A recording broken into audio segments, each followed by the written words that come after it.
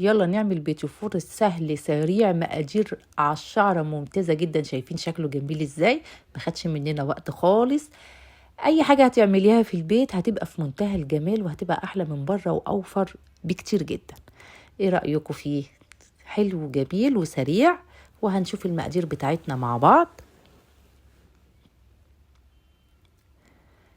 هتجهزي كيلو من الدقيق، هتنخليه كويس، ومعانا 650 جرام من الزبدة بدرجة حرارة الغرفة، 250 جرام سكر بودر، معانا بيضة كاملة، ومعانا 4 صفار بيض، ومعلقة من الفانيليا.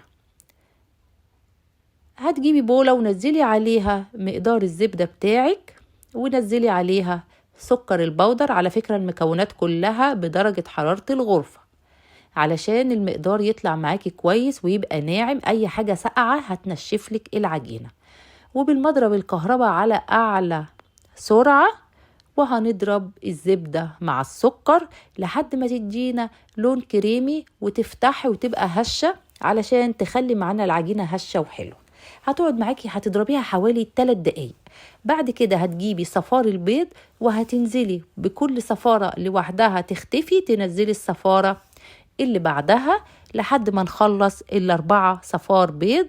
على فكرة الطريقة جميلة جدا ممتازة جدا، جربوها مش هتندموا، هتديكي بوتيفوراية ناعمة وهشة وفي منتهى الجمال. كده خلصنا ال4 صفار بيض، نزلنا البيضة الكاملة ومعلقة من الفانيليا ما ننساهاش،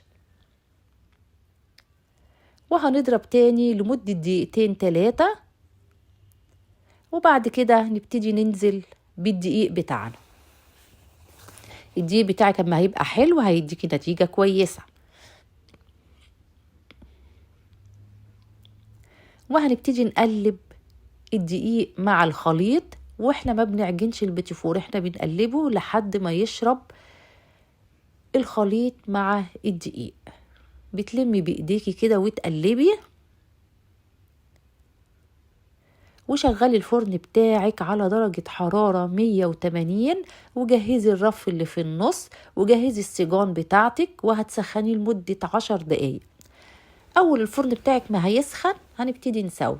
هنا انا خدت تلت العجينة، نزلت عليها معلقة كبيرة من الكاكاو الخام، وحطيت عليها معلقة من الزبدة الطرية، وقلبتهم عشان اطلع جزء بالشوكولاتة. وخلي بالك من الكاكاو ما تزوديهاش قوي علشان ما تمررش معاكي.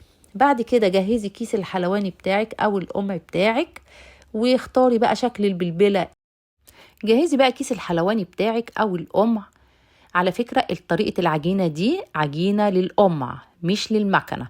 لو انت هتستخدمي مكنة بيتيفور هتزودي عليها ربع كوباية من الدقيق وتلميها علشان العجينة تمسك نفسها شوية وتبتدي الرسمة تبان معاكي في المكنة. لكن احنا عندنا القمع بيحتاج عجينة طرية. البلبلة اللي انتوا شايفينها دي انا اخترتها، ممكن تعملي اكتر من شكل، والبلبلة اللي تعجبك اختاريها. وهاتي الصاج بتاعك او الصينية بتكون ناشفة كويس جدا، مش هندهن اي حاجة، هي بتكون مغسولة ومتنشفة. ما تحطيش في صينية مكانها مية علشان ما يتحرقش معاكي. وصفار البيض هنا هو اللي هيدينا نعومة للعجينة بتاعتنا. احنا فصلنا البياض عن الصفار عشان تدينا نعومة، بس استخدمت بيضة واحدة بس كاملة علشان تديني هيشان وقوام حلو للعجينة. بعد كده انا عملت الوردات الجميلة اللي انتوا شايفينها دي.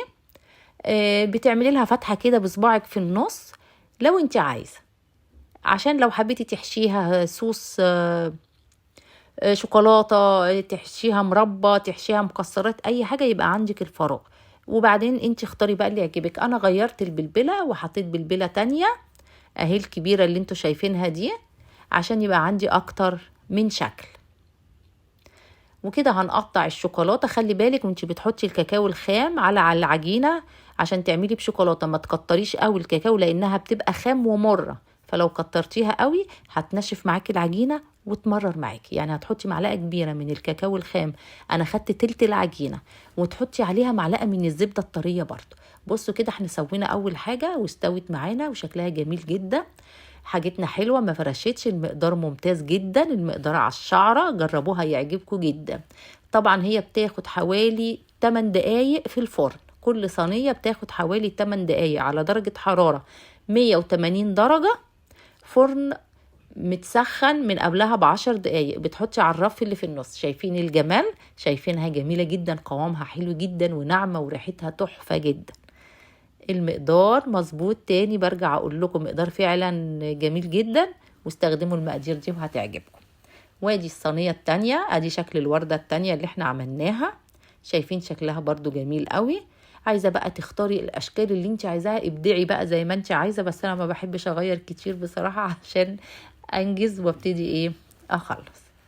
هتعملي بقى الشوكولاتة، تعملي مربى، تعملي مكسرات سوداني، جوز هند، وتبتدي تزوقي بالشكل اللي انت عايزاه. انا عملت صوص شوكولاتة، قلت اعمل حاجة بسيطة كده وسهلة. عملت صوص شوكولاتة، صوص فراولة، وابتديت ازين بيه. ده جزء، والجزء التاني بقى انا ايه براحتي بقى، هنبتدي نحشي زي ما احنا عايزين مربى واللي انت عايزاه تعمليه. لو عجبك الفيديو ما تنسيش اللايك والشير والمتابعة والاشتراك، وكل سنة وانتم طيبين.